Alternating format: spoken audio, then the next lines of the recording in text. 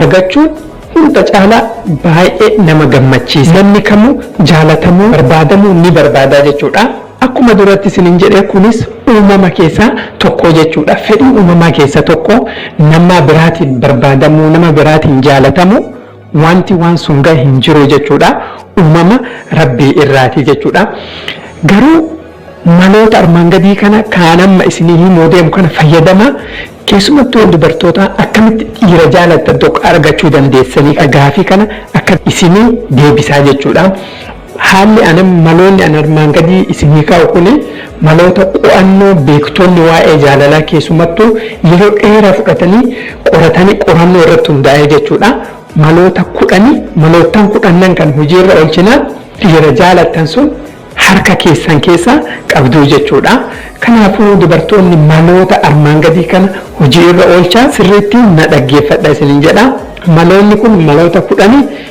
Inni jalqabaa tokkoffaan boona isaa walqixa qabaadhu. Kun jechuun maal jechuudha?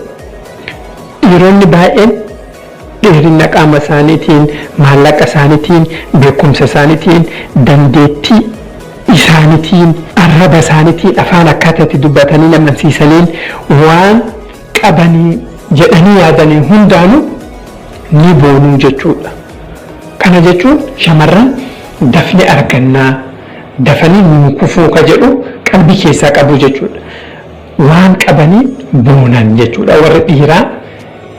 Kanaafuu atillee akkuma dhiiraa sunitti walqixa boonuu qabda malee uf xiqqeessitee waa hunda daftee tole hin jedhini jechuudha. Kan jechuun maal inni yoo inni amala akkasiisitti mul'ise atillee ammoo kam akkasii sun itti mul'isi.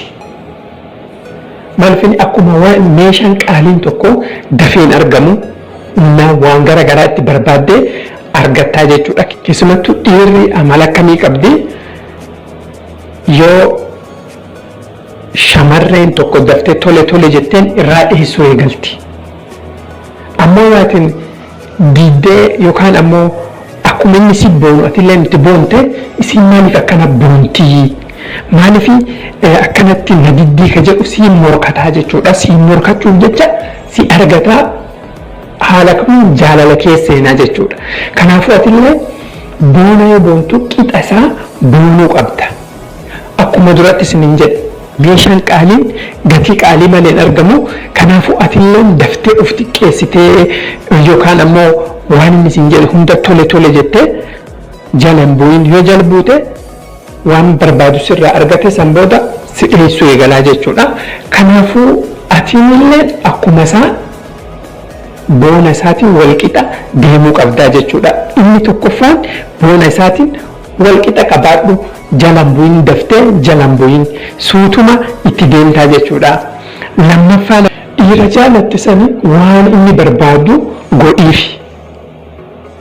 Waan inni barbaadu waan inni fakkeenyaaf uffata inni barbaadu inni yoo uffata akka inni barbaadu yoo ta'u taate wanni sun waan si miine yoo taate